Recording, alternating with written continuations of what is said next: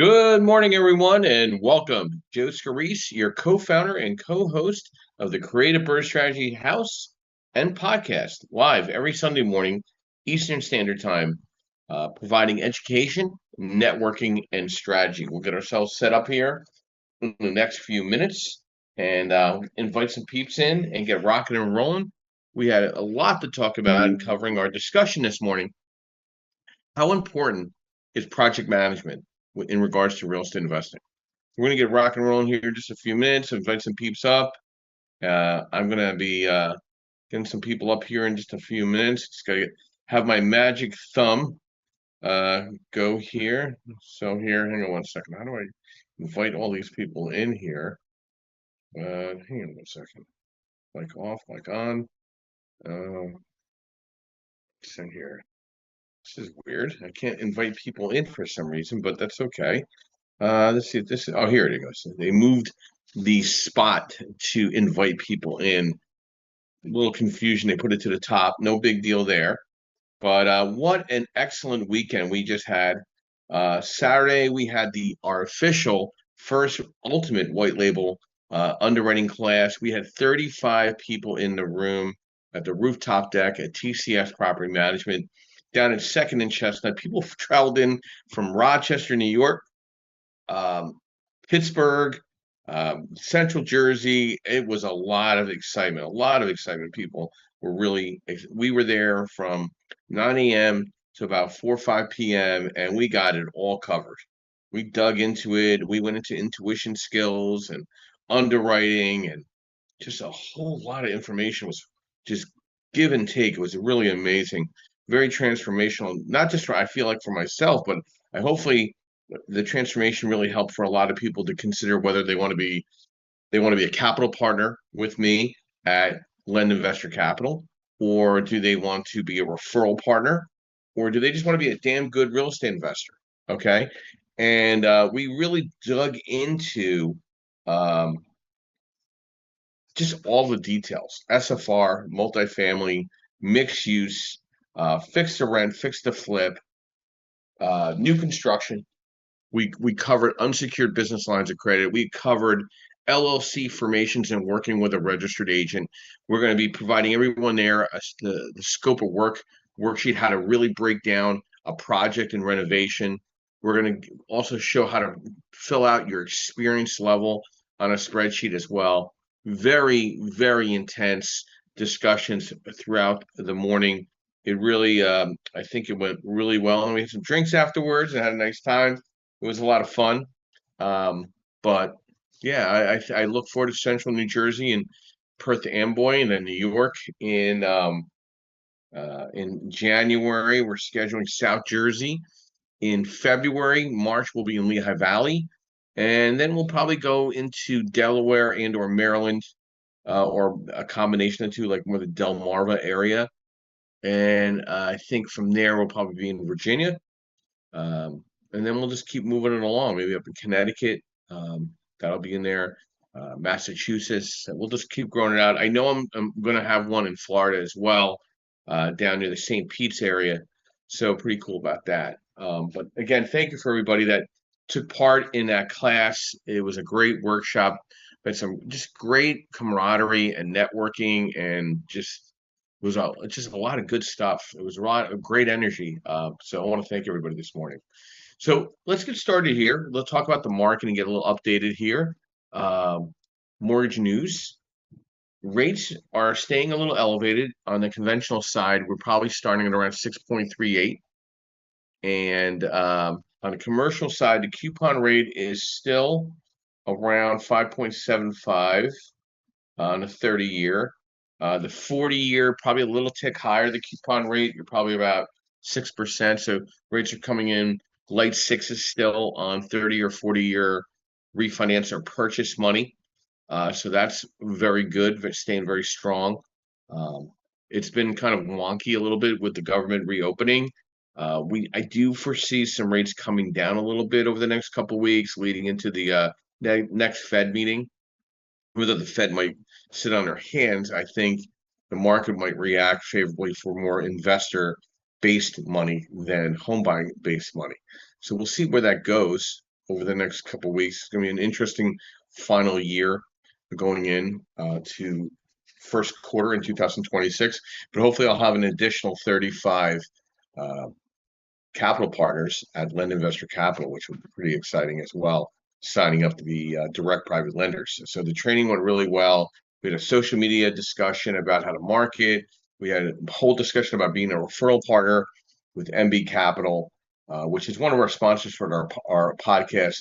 And again, we couldn't have done any of this, none of this, without Mr. Yardell Perkins of Perkatech, our social media strategist, really the backbone to the podcast, co-founder, business partner, friend for the past decade. And we just keep moving along with some great stuff out there. And I just want to throw some love out to him. Without him, we probably wouldn't be where we're at, with everything, all the dynamics, all the traveling we're involved with.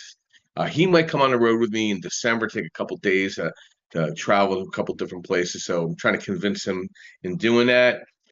Plan on being in Boston and Providence, Rhode Island, and Hartford, Connecticut, a bunch of different places in the New England states in December. But yeah, some great stuff there. But the market is still staying a little crazy there. Some interesting news on article wise that I caught. Housing supply is expanding. Again, obviously it's a fall market. Prices though haven't come down. Like there's still not a reality check to a lot of the listings that are out there. They're just staying stagnant. I just had dinner with a colleague. She cannot sell her home, and I said, listen, you got to take it off the market. You got to just completely erase it from the market and start up again in the new year. Maybe talk to a property management company and get comfortable. She plans on moving to the West Coast and leaving this home on the East Coast. So maybe you should let me come by and give you some suggestions how to shore up the property to be a good rental. It is a good area for a rental. So I put her in touch with a property management company locally to where I'm at. And she listened because she's realizing that, they keep dropping the price on her. I said, listen, that's not helping you selling the property. In certain markets, the supply is there, but the days on the market are expanding. It's very much a real estate investor market right now. So I would just, for the home buying, I think it's going to completely slow down to not a near halt, but I think it's really going to be out of necessity, depending on what market you're in throughout the United States. So that's an article that caught my eye. Another article that caught my eye. So U.S. home supply forecast is to increase recovering housing market. So if the inventory increases, values or listing prices should come down. Comps should come down. That could impact for a lot of BRRRR strategists and or potential flipping, but I think it's a good thing.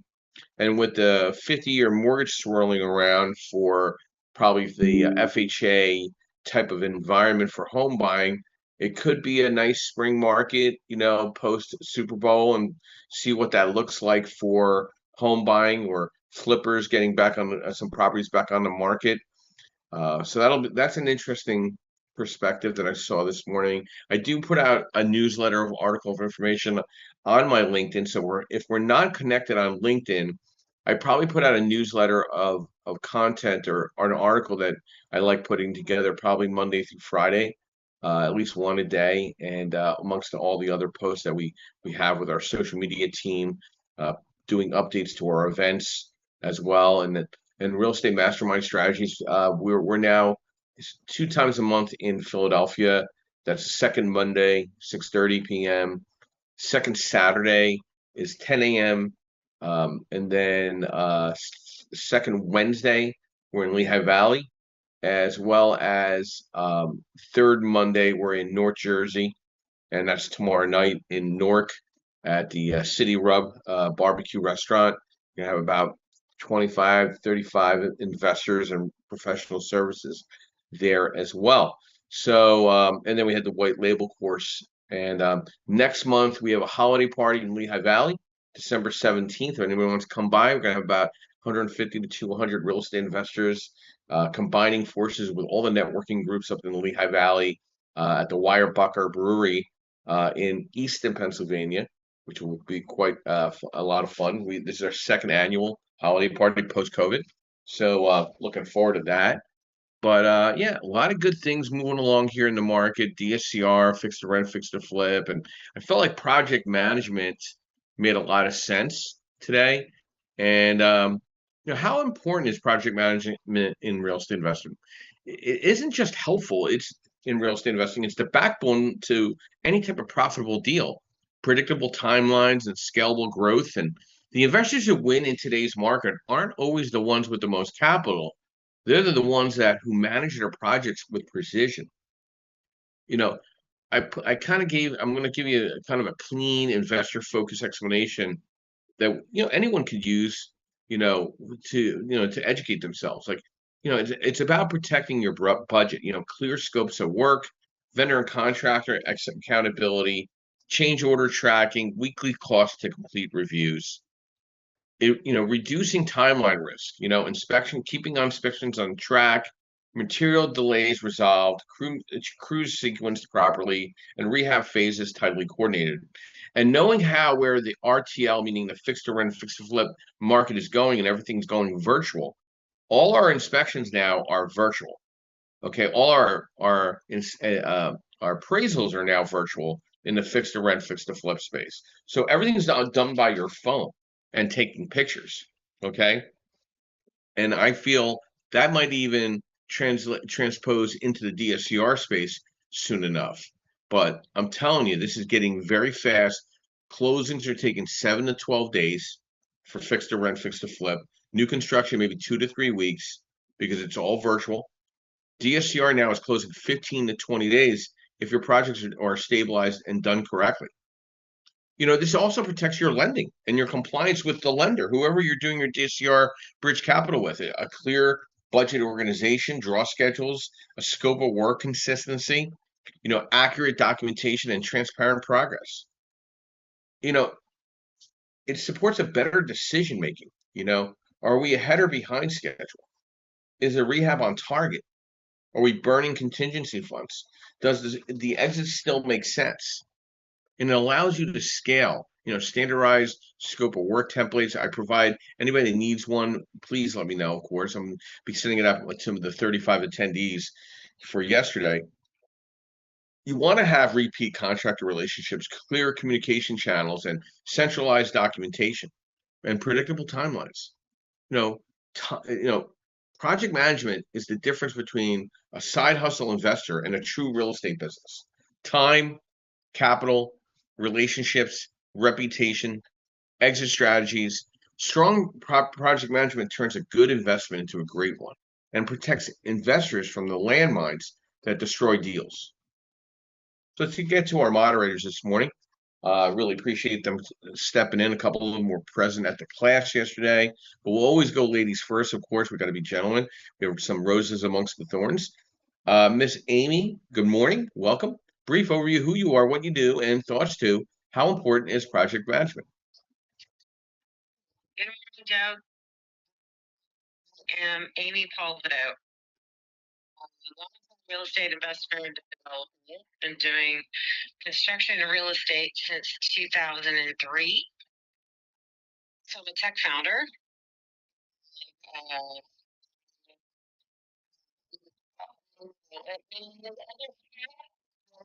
Also in the U.S. technology in the United States. So I do a couple of things, but and so of course project management is the difference. I mean, I started real estate investing back in 2008. From a construction background, the project management was fairly easy. That's all a construction project is. Entirely project management. It did give me a leg up as a real estate investor, I will say, partly because I understood construction and I had the supply chain kind of figured out on the construction side. But it didn't give me a leg up when it came to like leasing, or I had to learn all the facets of real estate investing. I worked with a bunch of real estate investors early on. Obviously, construction and project management was probably one of their worst skill sets if I were to average and put real estate investors together. So this is a good topic, Joe, because it's something that most real estate investors need to learn.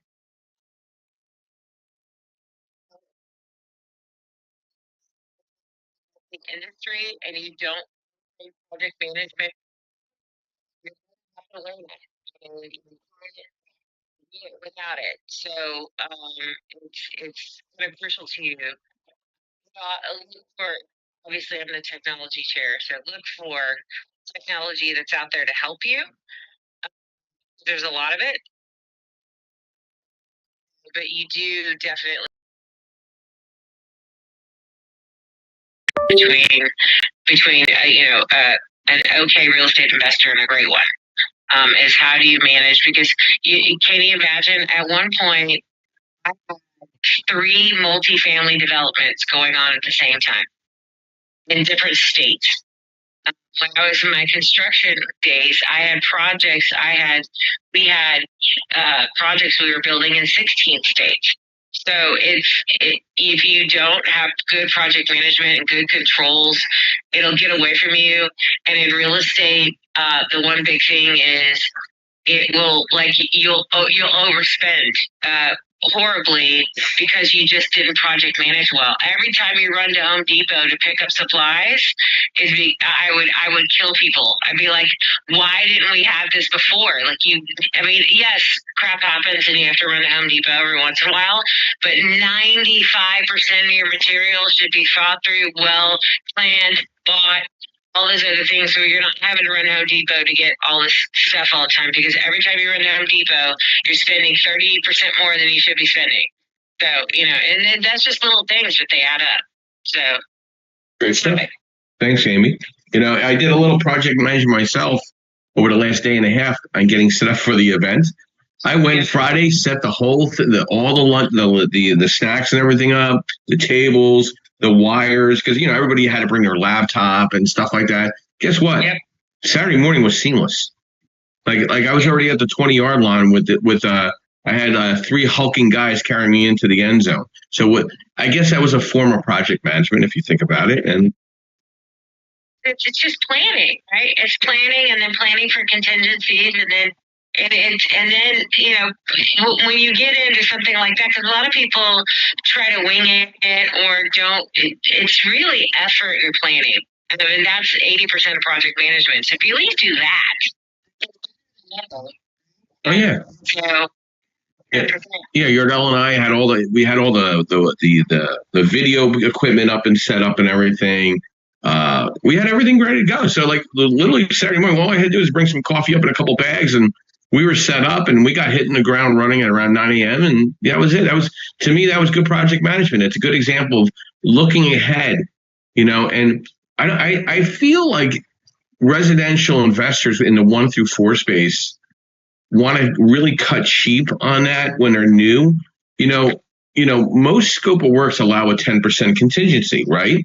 Well, add another 10% contingency and pay somebody to be a project manager for your project if you're not going to be able to be there, right? What if you have a $60,000 project? What's really the cost of $6,000 to somebody that's qualified to keep your project on track? Is there really that much of a problem to do that? No, and in flips is time kills, right? Holding costs kill you, and so you got to get in there and beat the crap out of it and get it done. And you have to be ready to go. As soon as you get the keys, your construction crew should be in there. That's how flips should go. Well, the problem is, do you want to finish on time? You want to finish early? Yeah, I get a kick out of the handshake rehabs, and the investors that are part-time think they can just kind of swoop in every couple of weeks. You got to be there on a weekly basis and having somebody up their ass in making sure that milestones are being met. Okay, because guess what? A lender's not going to release money if things are not released. Oh yeah, we're going to be taking care of this next week. Can we get the money now? No, you're kindly not going to get a burger today and pay me next week. Okay, it's not going to happen. It's just not going to happen. So. But I appreciate your time this morning and your insight. And do you have a room after this? I don't. We just got a soccer game. Got it. Well, appreciate your half a nickel this morning. Yes. All right. To our next rose amongst the thorns, Miss Melissa. Good morning, and thoughts. A little background on yourself and thoughts to this discussion. How important is project management in real estate investing?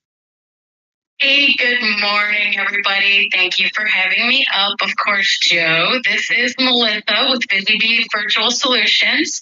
I offer virtual bookkeeping as well as back office admin, and I am a state of Michigan notary. Great conversation. We've already had some good discussion. It is one of those topics that does quietly determine whether an investor thrives or you're constantly putting out fires. In my world of supporting and networking with real estate investors, I see it all the time. Great deals get slowed down or they cost more simply because there isn't a clear plan. Deadline slip and the admin side. That's and you don't want to mess, right? That's why I am a big believer in systems and project management. You got to keep your numbers clean, your contractors accountable. Of course, this can help your timeline and track. And I do love the recommendation to be on top of them more than just every couple of weeks. Humans are human, and unfortunately, if you're not correcting a little bit of a whiff, they will take a mile when you give them an inch. That's just a fact. So a lot of investors lean on me and my team right now. We help organize so that they can focus on their deals instead of drowning in those dumb details. I love it. And I did a picture clip with my self-directed IRA, and I will say I did not I didn't take the money person. And I didn't actually update them. So it's a lesson, you got to jump in, right? So that's what I do right now with my self-directed IRA as well as running a virtual assistant business here in Michigan. Excellent. And I appreciate that, Melissa. And by the way, moderators and our audience, we're now hitting an average of 3,500 views to this podcast every week. Every week, somebody is hearing what we're putting out there in an educational platform. So I want to thank everybody for being part of this for now almost 160 episodes. And we're going to continue this. And I'm very excited about where a lot of the subject matter is going. We have really strong content going into the end of the year. So take a look at our calendar of subjects. And there's something that we're missing, let us know. We'll cover it in the first quarter of January and February and March. So keep that in mind. And thank you, Melissa, for being here this morning. And she's right. 1 through 4 units live or die by cost control, right? So if you're going to use a 20% contingency, 10% for, the contingency toward the project itself, use 10% and hire somebody. I would retain a home inspector potentially to be that looking over the shoulder of the GC. Put 10% in escrow saying, listen, I'll pay you to go there once a week to do inspections with the contractor to assure timelines are staying in place, right? Because the draw management with your lender is going to be so important. Scheduling inspections early, keeping receipts and photos, updating your scope of work after change orders, communicating overruns proactively. These are very, very important. And you got to track materials and lead times, especially key risks today: windows, doors, cabinets, flooring, appliances, electric panels. Okay, these things could be backlogged. And you got to manage subcontractors, not chaos. Successful investors are doing pre-screen trades on licensed, insured, and references. They're never paying more than 30 to 40% upfront. And hold final payment until punch list is complete with your project manager. I'm telling you, that extra money spent is going to allow you to do so many more projects clean. Even if you have a little money stuck in the deal on the refinance, you have a completed project. A lot of people can't say that. Okay, and I go back into these handshake rehab relationships. Break down your project into phases, tying payments to completion and milestones, and requiring inspections before payout. Track change orders in writing. We love organization as a lender. It reduces risk for us and for you, and often speeds up the refinance or close. And build in buffers, that 10 to 15% budget contingency, including project management. Okay? back up your contractors and see what's going on, right? And you gotta have to anticipate common delays like permit delays, material back orders, labor shortages, weather, utility issues, inspector cancellations. Good project management identifies potential bottlenecks early, right? Pre-market early. If you're gonna get it up for rent real soon, market the property, begin the screening, start the pre-leasing, coordinating cleaning and photography, making sure the landscape and your neighbor relations are good. These are very important pieces of the pie. Brian Guth, good morning and welcome. Sorry you couldn't make it down to the class yesterday morning. Your presence would have been much appreciated based on your transactional experience in what we're talking about today. Brief overview, who you are, what you do, and thoughts to the discussion. How important is project management? Thanks, Joe. Thanks for having me on. So my name is Brian Guth. I'm in upstate New York, out of the Rochester region. I have my own normal W-2, so I do investing on the side, basically my side gig, my side hustle, fixing flips, fixing holds, Airbnbs, etc. And in my W-2 role, I do a lot of project management. And it's funny how I kind of know how to do it, but then sometimes in real estate and then kind of these transactions, you kind of forget it. You kind of go soft, where you don't give it the attention it needs.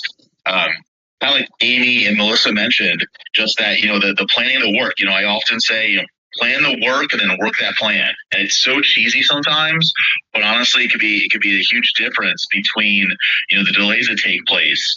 Like Amy mentioned, the cost of going to Home Depot, those opportunity costs, the holding costs, how much are you going to pay extra in hard money, depending how you have the loan structure, the situation structured. It's really kind of making sure you have that scope of work mapped out. Again, have you planned for the contingencies? Have you planned for, how long, that granite countertop may take? Like they may be 4 weeks out from measuring the thing before they even, can get it built. So it's all these different things that really, that can be kind of the kryptonite sometimes of, the successful projects versus, really, missing something or missing your deadlines. Have that contingency in there. And you talk about so, that's the cost of, do you give a, 10% contingency? It's almost the same, it's the same concept of, I can probably save some money and fix this myself. Well, yeah, you probably can, but time is money. So to your point, hire the PM, have someone kind of go and do the check-ins, because although it may cost you an extra $2,000 out of pocket, you're probably going to save that in the long run with both quality, staying on time, from holding costs, opportunity costs, all that fun stuff. So it's one of those things I need to get better at, admittedly. But yeah, it's a great topic, and it's one of those things I think the newer investors, we aren't always as good at it, but it comes with experience. And so if you're a newer investor, I would say, you probably need to get burned once before you really pay attention to it. But if at all possible, pay attention to this, give this the attention it needs ahead of time before you get burned. I'll pass it back. Hey, Brian, some thoughts to what is the difference to you right now in an occupied unit that you're doing a rehab loan with versus one that's empty? Okay. So because now sometimes you have to buy these properties with a tenant sitting in it. What have you done to address those issues there in the tenant relationships? Because it's not really a neighbor issue, it's a tenant issue. So how do you lay out those bullet points of discussion when you have the tenant in place already that you're going to kind of work around? It's a challenge. I mean, for that reason, I will try to get a property that's going to be vacant, but oftentimes in a so usually if it's a single family, if I'm intending to rehab it, I will make sure it's vacant. Like that's part of the, that's a property I go after. But if it's a multifamily, it's having those discussions. So maybe three are empty, one's occupied. It's having those discussions like, hey, listen, here's what I'm looking at doing. Try to make it a win-win for them, because they need to see the benefit, not just that my guys are going to come over and kind of get in your way. But hey, listen, we're hoping to put new flooring in the bathroom. We're hoping to update, this lighting over here. Kind of making them see the benefit. And then usually they're more willing to help us and kind of give us the windows or times to come into the property. ultimately it's tough because I can pull the card like, hey, my lease says I can come over with 48 hours notice, but you never want to have a contentious relationship. So in my experience, although it's definitely a struggle, it's for them to see the win-win. And then that usually helps with the coordination of being less contentious when my guys need to go over to do some work. Excellent, Brian. Thank you for the feedback.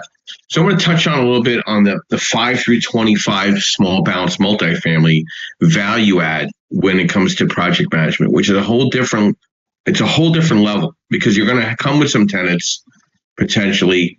It's a bigger project, broader project, because now you're dealing with, potential multiple mechanicals, multiple tenant issues and or vacancy.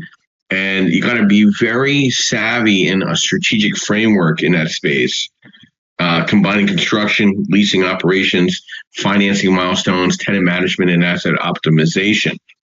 I would highly suggest, if you don't have experience in that 5+ unit, partnering that first deal with that individual that does, because any good lender. Now, if you've done 10 rehabs and flips in a market, and it's all 1 through 4, and suddenly you want to do a 5+ unit, say 5 through 10, yeah, we can convert the amount of volume there. But if you've not done at least 5 rehabs completed and held and or flipped, I'm not going to be real comfortable with that 5+ unit for you, because I'm going to get concerned that you're not going to be able to level up. So definitely have a deeper discussion with your lender, because I'm going to do a stress test on your background, and I'm going to hone in on what you've done very specifically to make sure that I get comfortable with that bigger project, right? But you're going to have to create a more unit by unit renovation matrix, right? And based on current condition per unit, right? And what are the immediate repairs versus the value add units? And then what do your exterior common area mechanical upgrades look like? Code compliances are a little different with a 5+ unit. So you really should sit down and talk to the local township that does rental compliance, licensing, permits, and what do realistic rent increases look like? Not pro forma rosy numbers, real numbers, right? And stagger unit turnover assumptions, right? What's the vacancy spikes during construction? And this DSCR implications during stabilization. And then you got to get it to stabilization so you can refinance with your DSCR lender, right? And it's a portfolio refinance. It's a little different. Pricing's a little different. Pricing for a 5 unit is definitely different than a 4 unit. Okay? Definitely two different type of loans. Rates are, in the late 6s to mid 6s on 1 through 4. Your multifamily 5+ units at between 7 and 8%, depending on LTV and DSCR and credit score and asset type and loan amount. And it's not about cap rate; it's about DSCR still. So DSCR requirements more so on the multifamily side value add on the back end needs to be at least 1.2 or better, where you can get away with 1 through 4 at a 1.0. And you got to confirm your CapEx budget in those areas, especially in the plumbing, electrical, mechanicals, roofing, parking lots, resurfacing potentially, common areas, unit turns. Then you got to centralize the workflow. You got to renovate in logical phases when it's 5 to 25. Mechanical plus safety upgrades first, exterior and common areas second, maybe unit by unit turns third, avoiding that 25 to 35% vacancy at once unless fully vacated or economically justified, right? And then the managing tenant turnover strategically. Offering cash for keys, just get them hell out of Dodge, right? It's a lot cheaper than extended turnover periods. The stabilization plan, what is it? Is it 6 months, 8 months, 12 months? There's a lot of concerns there. So we'll go to Felix. Good morning. Thank you for coming to the event yesterday. It was a lot of fun. A little brief over who you are, what you do, and thoughts to how important is project management. Grand Rising, Joe. Grand Rising, everybody. It was absolutely a great class yesterday. Definitely very informational. I learned more and more every time I come. Buchanan Biz Enterprise is the JLix Group and team leader of the Keller Williams Legacy team in Baltimore. Project management is just, like everyone already said, is super important. It just helps lay all the groundwork for whether it's the permit, understanding delays, the miscellaneous things, knowing what direction to go in. Kind of ties into the same conversation that we had a few weeks ago about just who your GC is. Just to know that you are ahead of things. You get a lot of these investors that think that just because they know how to rehab property, that they know project management and don't fully understand everything that's involved in all of the nuances that having the project management in place and or having that contractor that has those details, know what direction to go in, knows how to pivot when there are delays, understands how to do your draw schedule. I have a guy I'm literally about to go meet at 10:30 here that I'm working on his project.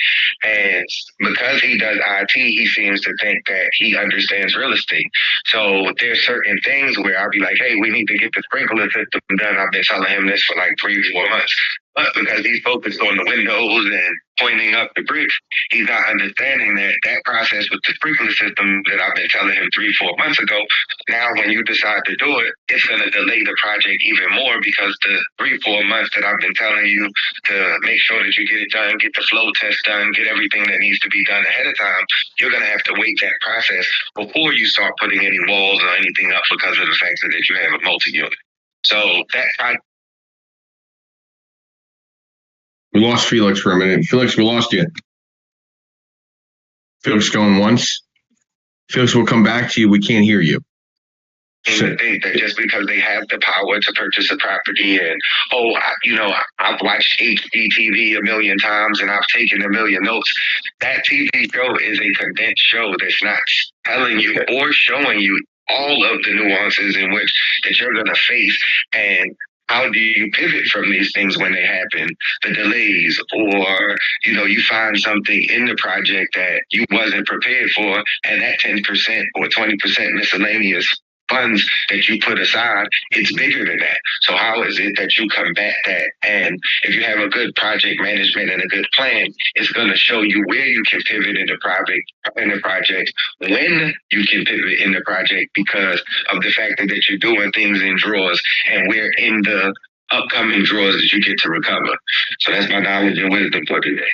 Yeah, Felix, you hit it right on the spot, and and really thank you for coming yesterday. You really brought a lot of energy to the room with a lot of people, and again, always appreciated. We also have an event with you Thursday down in Laurel, Maryland, at the Sky Vibe Lounge, and hopefully you can work that and start spreading the love of your new capital partner at Lend Investor Capital and being a direct private lender. So.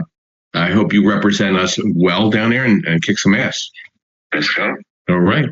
So asset management during value add, tracking your KPIs weekly, right? Occupancy, turnover rate, renovation progress, renovation cost per unit versus projections, rent roll growth, CapEx burn rate, your DSCR trajectory, some monthly investor and lender updates you need to kind of keep an eye out as a professional operator, maintaining monthly financial statements, unit renovation progress, photos and milestones, especially if it's all virtual draw schedule, right? Updating your rent roll, updating your DSCR forecast. The refinance preparation is so big, man. If past 3-4 months, we got to start talking, right? We got to see a clean P&L, trailing 3-6 months income. What's your deferred maintenance? Even after you renovate a property, there's still deferred maintenance. Updating your appraisal package for the recertification of your value. Okay, know your numbers for disposition, right? So these are a lot of important factors if you're doing volume. Mr. Sushin, good morning and welcome to one brief overview who you are, what you do, and thoughts to our discussion. How important is project management, especially in the Pittsburgh market? Sushin, are you there? Sushin going once, Sushin going twice. There you go. Yeah. Hey, thanks, Joe. Sushin Munkur, primarily focusing the 1 to 4 small multi-units in Pittsburgh. This is, I think, like everybody else has said, right? It's the centerpiece of everything of how successful any project that you do is. And even though I've done, gosh, we have about 30 odd units now over the past couple of years. Every project is unique. Every project you learn something, and then how do you take some of those things? Right? The biggest thing is planning for risk. Just last week, had a conversation with a contractor where we had basically put in a clause in the contract saying, if there are delays, we're going to penalize them. He specifically talked about the weather, said, hey, let's finish the outside work first when the weather's warm, before, winter sets in Pittsburgh. And they were like, no, we'll do it. And so we added that in the contract. And lo and behold, right now, we're having issues that they had snow, and so we couldn't do stuff outside. And they want payment. And I said, no, I said, you were told, we brought this up. So stuff like that, planning for, these things, I think somebody else mentioned about, countertops and how long that takes, right? Cabinets, you order them in time, but when they come, they're damaged. Getting replacements can take time. Planning for all of those contingencies, I think, are like key when it comes to this. And like you mentioned, we have now what we started doing for flips, higher flips are having someone, dedicated to, getting the permits, up early, following up with the contractors, making sure we're ready and that every inspection is going to pass for we have such an inspection, I think is key. Because that, at least in Pittsburgh, once you fail something, it's a minimum of 1 week for the next one. You don't want to lose the time. All of those things, I think, is crucial. So you've done 30 rehabs in the Pittsburgh market, very concentrated. What has been your timeline and completion of projects right now on average? Are you tracking that? Is the goal 3 to 4 months per property and stabilize within 5th month or 6th month? Is that a game? Is that what you're thinking in some of these projects? Or sometimes you can't. Like if it's a heavier rehab, it might take 6 months, right? So what's your thoughts on that, especially in the Pittsburgh market, which is still a very good barrier of entry in the 1 through 4 space? What should be a realistic marker for an investor in that kind of market? Because I feel Pittsburgh is a good testing ground for like other markets like Rochester and Albany and Richmond, Virginia. I think that's that type of size market. So what's some advice would you give to somebody? Do you take on a heavier rehab? Do you stick to more the medium rehab? You're kind of past all that. So for somebody coming up in the ranks, that somebody that's done 2 rehabs and maybe coming in a Pittsburgh market, what's your thoughts on that? What's the winning formula? I would say, I think the key there is, trying and picking up medium rehab projects, right?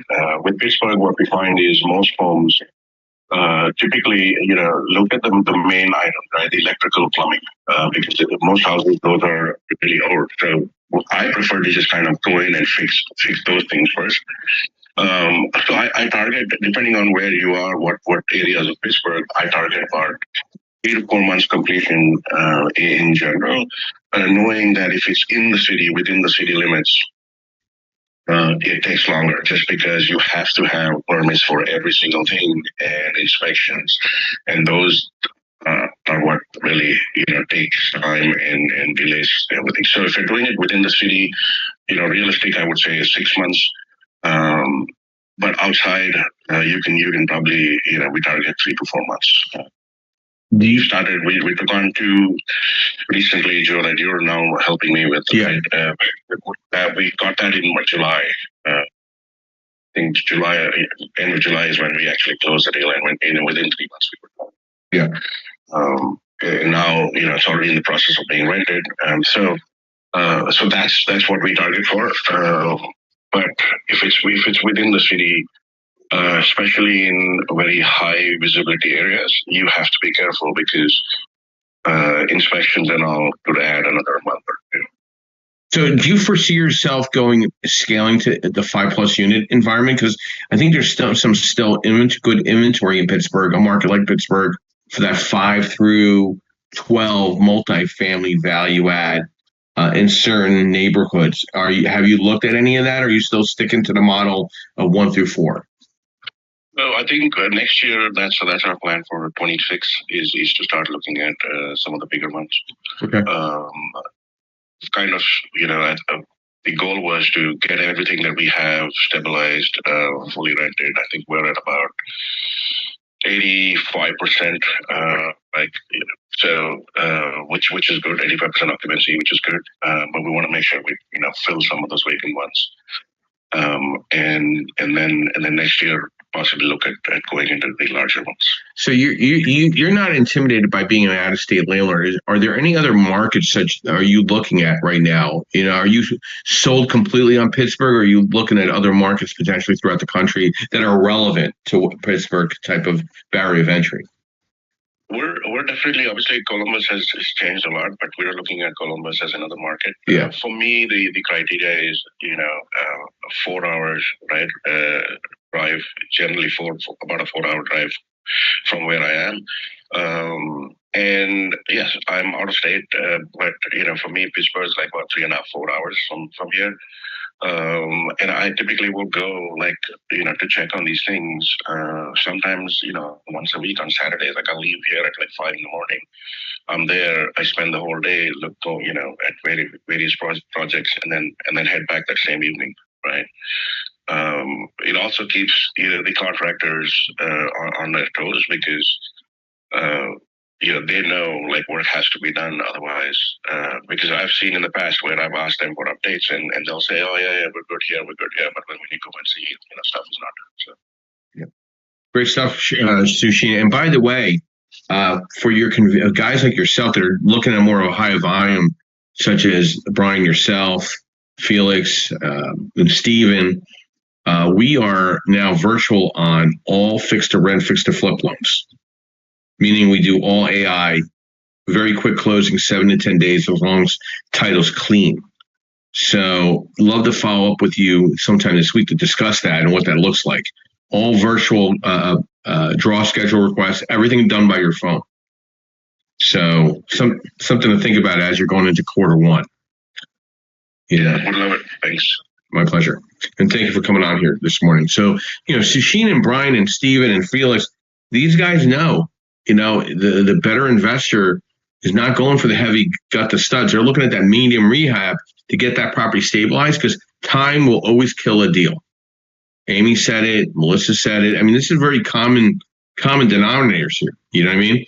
So, and really food for thought, especially if you're going to try to play lender or capital partner with a direct private lender, right? You got to be realistic with your clients. I mean, okay, great. The rate is this, but if you can't get finish the project, it doesn't matter what the rate is, right? Completion is everything. Closing of something is easy, right? But if you don't complete something, you're kind of SOL. Hey, Matt, good morning and welcome. Thanks for coming out for our workshop yesterday. I hope you enjoyed yourself. Brief overview who you are, what you do, and thoughts to how important is project management. Matt, are you there? Do you know how to unmic? Matt going once. The mic of unmiking is down below. If you can do that. Sorry about that. It's okay. We all have fat thumbs some days. So I just didn't know where the button was. Yeah, it moved around. Hi, I'm Matt. I'm a buy and hold investor since 1995. I'm also a capital partner with a direct private lender as of yesterday. I was at the seminar yesterday. It was a great seminar, and it was a lot of laughs. They went by fast. A lot of good networking and a lot of great information. My thoughts towards the renovations. I used to renovate slowly and rent quickly, and I had that exactly backwards. Now I will put all my efforts into the renovation, get that done in a timely fashion, and then I will take my time on the rental, to make sure I get the right tenant. And that's where I'm at on that. So Matt, what light bulb went off first in the presentation yesterday, the workshop throughout the day? What was something that you could relate to, but you're like, wow, I didn't think about that? Or what, hey, that's something I need to apply looking at future endeavors. Is there something there caught your ear that really stood out? Well, the main thing is I've been working all these years in real estate, and I didn't realize the opportunity that's provided to capture some of these leads that I can't use. So with your program, all these leads that maybe aren't right for me, work with you, and I can capture a little bit of commission off of that. Yeah.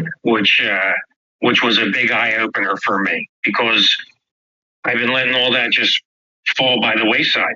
Yeah.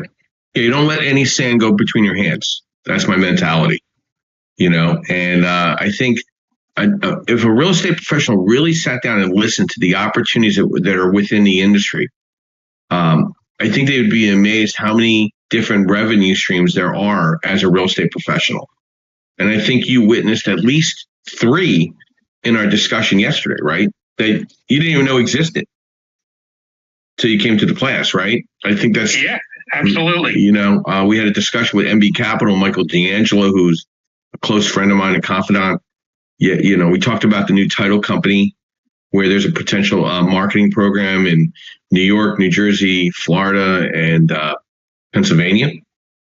And that's a whole different type of discussion. And then obviously being a capital partner with a direct private lender. There's 3 revenue streams and we're not even getting dirty yet. There's other opportunities that I could open up to capital partners.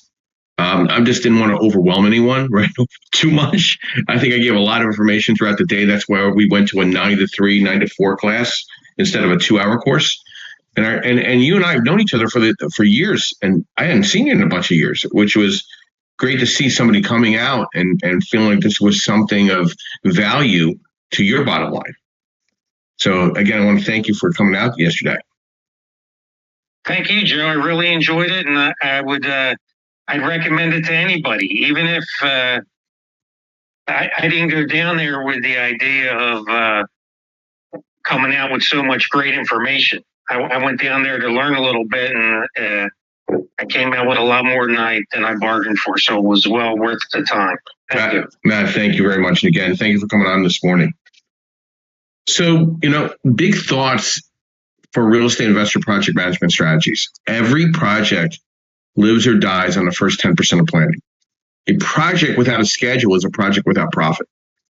Investor or ROI equals contractor management skills. The investor who controls the information controls the project. You can't scale chaos. Value minus add equals risk minus add unless you manage the variables. Overcommunication beats the assumptions every time. The best investors are obsessive about punch lists. Expect the unexpected because it will happen. Great project managers don't react, they anticipate. Great project management is a bridge between vision and value. Stephen, good morning. Thank you for coming down yesterday all day and spending some time with us in Philadelphia. Brief overview who you are, what you do, and thoughts to the discussion. How important is project management? Hey, Joe, thanks. Yeah, yesterday was great. Learned a lot. Met a lot of cool people, and definitely want to get deeper into the white label, and also the white label and label idea is fun too. I definitely look at that. So my website is reihomepage.com. I'm a broker, primarily an investor, a buyer, also a wholesaler, and just kind of doing multiple income streams while we pick up more and more assets. And in everything I've ever done, my television career and everything else, project management has been, if you project manage well, it's going to go fine. If you don't project manage well, you will run over budget, or you'll lose focus, or that next shiny thing will come up. Whether that next shiny thing be like, oh, I saw this really cool wall treatment and we should do that. Well, it wasn't in our plan. It's outside our budget. We weren't ready for it. No. Or, okay, we want to do it. Now, how do we move stuff around? If you're not doing that constantly, or somebody isn't doing that constantly, and, we should always remember that it doesn't have to be you doing the PM. You could pick up a project manager. You could maybe use a software and AI, but you have to be always watching it.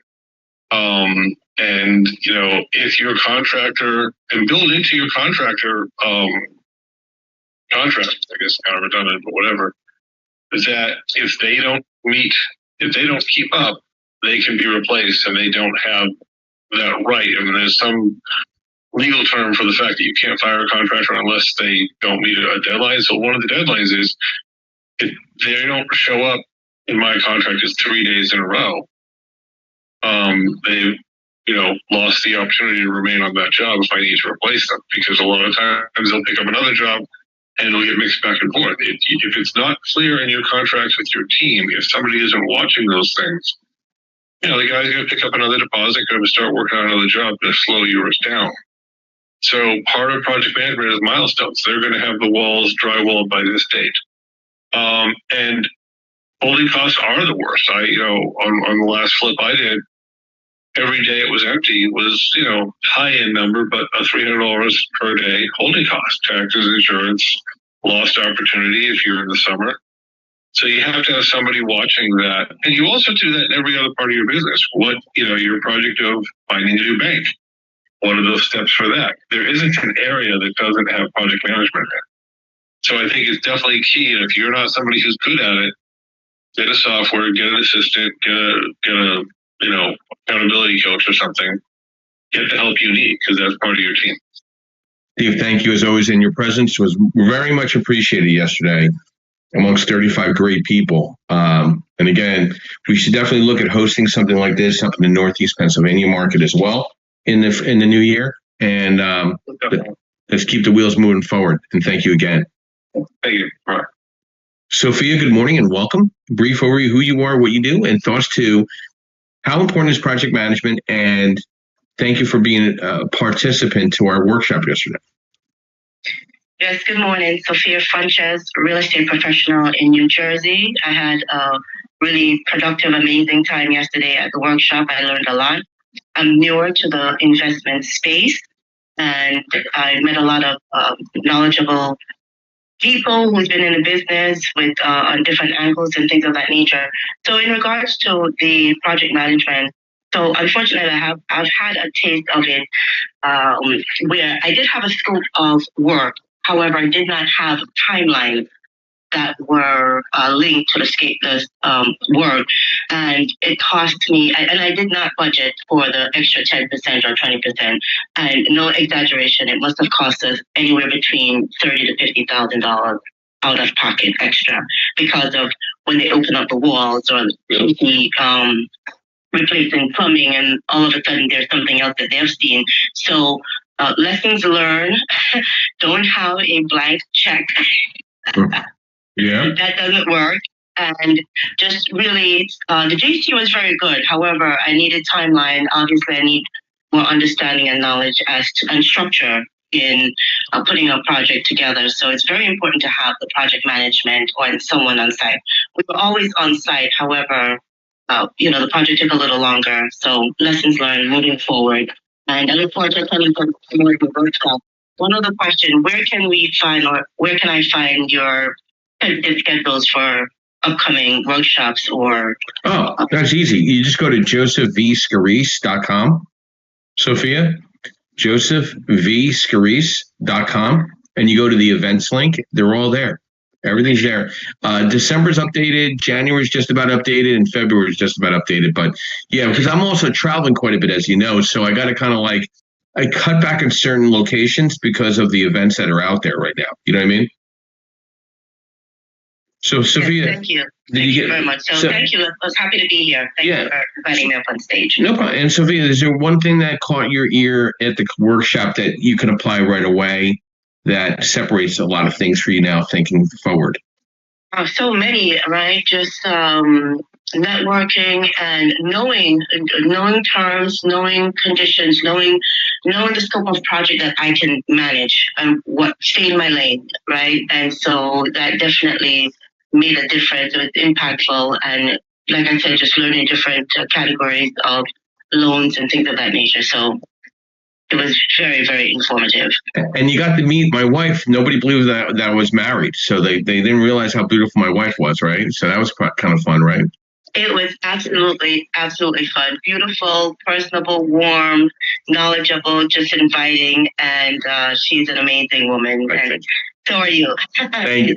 Thank you so much. Yeah, and Thank you for hosting the chat and drinks after. oh, absolutely, it was a lot. That was just as fun. That was a lot of fun. So yeah, we had a great time at a nice little dive bar across the street from the rooftop deck, which was great. My wife is an entrepreneur as well, and she offers a wellness center and a school for massage therapy and student clinic massage for anyone that wants to come down to Philadelphia. We'll get something scheduled for you guys. She also owns a chair massage company that's national and can provide chair massage for conventions, expos, booths, offices. It's a great shoehorn for me to provide appreciation back to some of my clients. I'd like to get some final thoughts from Amy on this discussion on how important is project management this morning. Hey, it's extremely important. If you don't have that skill, don't lose money. Just go hire somebody who does have that skill. It'll turn you off from real estate investing. And real estate investing at the end of the day is true wealth building. It creates wealth. And so don't shy away from it because you just don't know how to project manage. Just pencil in, make sure it pencils to have you hire someone to do it, right? You don't have to do everything. If you're not good at it, you're not good at it. It's okay. You're good at other things. But I would say, especially earlier on when we're talking about getting out of 1 to 4 and going from 5 to 25, when you jump that unit count to 5, you're now in commercial land, and it is a different ball game.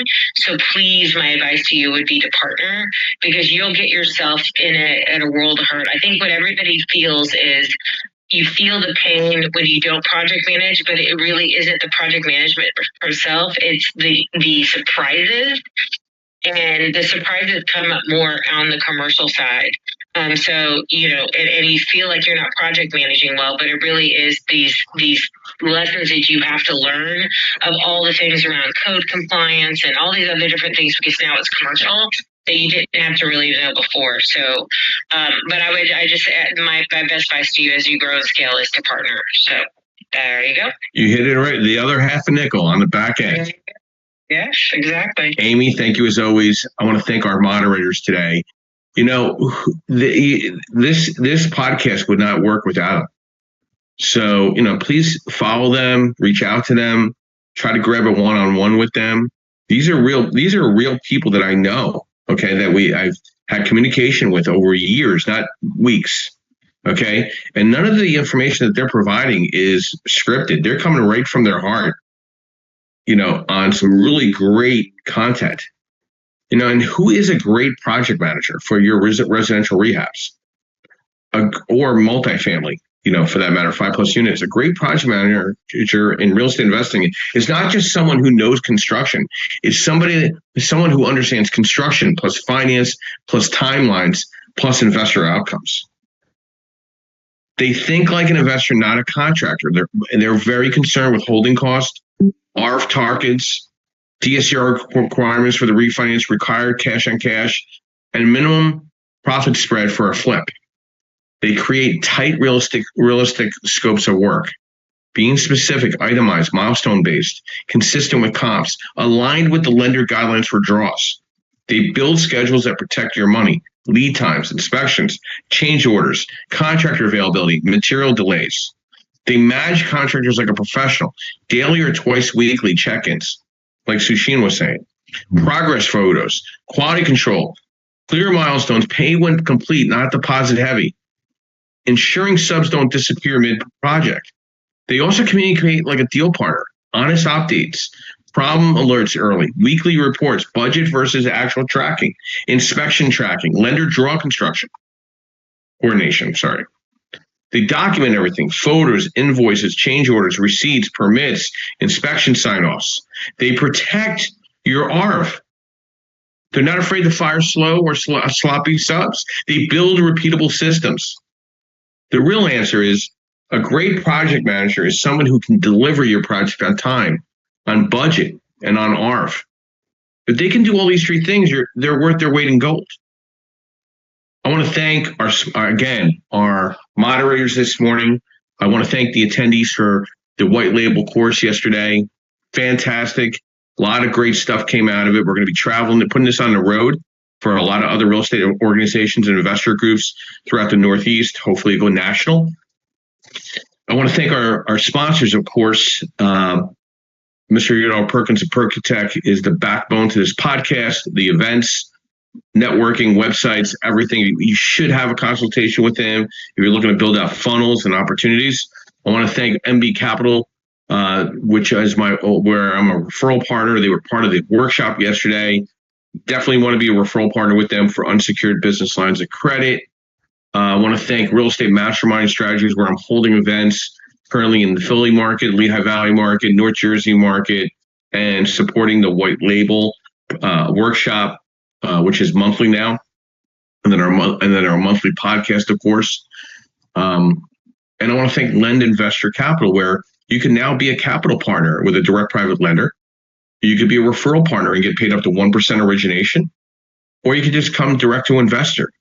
And let's have that discussion. What separates us from the rest is communication, clear timelines to close, the opportunity of support with a support team and operations team. And I really look forward to the ongoing relationship with everybody. We're now hitting close to 160 episodes. We're going to hit 200 episodes this year coming up. We got some great subject matter. We got Amy doing a follow-up traditionally, usually following this, but she's still busy playing mom today, which is fine. That's great. But she has her own podcast for the PropTech Council. So why aren't we connected with her in LinkedIn and jumping into one of those type of events, right? Follow us on LinkedIn, follow us on Facebook, Instagram, Twitter. We're all there. The Creative Birth Strategies podcast. Go to the creativebirthstrategies.com website. All the podcasts are there as well. My quote this morning: 2 things define you: your patience when you have nothing, and your attitude when you have everything. Have a blessed Sunday. Have a great week. We'll be back here Sunday morning next week with another great subject of education, networking, and strategy for real estate professionals. And everybody have a blessed day. I'll be ending the room in the next 30 seconds. Very cool. Thanks, everyone. Everybody. Everybody have a great Sunday. Thanks. Thank you. Take care. Bye.